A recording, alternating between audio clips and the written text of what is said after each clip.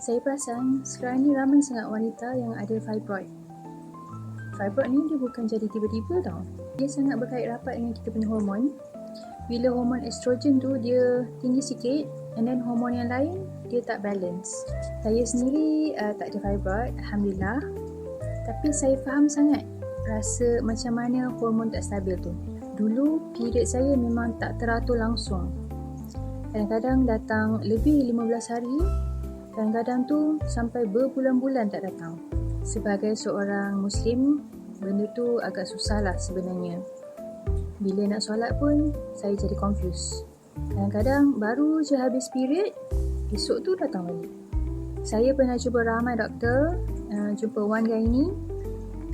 Dalam 4 tahun juga saya perlu bergantung dengan ubat hormon. Ada masa saya kena tambah dos, dan ada ketikanya juga saya perlu ambil ubat yang lain untuk hentikan saya punya period. Tapi setiap kali saya stop ambil ubat, masalah tu datang balik. Sampailah satu masa saya rasa saya kena cari jalan lain.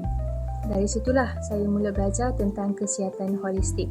Dan saya mula faham, hormon ni dia tak boleh nak dibetulkan dengan hanya satu pil. Bila kita cakap pasal hormon, otak, usus, hati, thyroid, adrenal, semua ini saling bergantung. Bila ada satu yang tak balance, yang dah tak sihat, yang lain pun akan ikut lari tune. So, saya ubah sikit-sikit.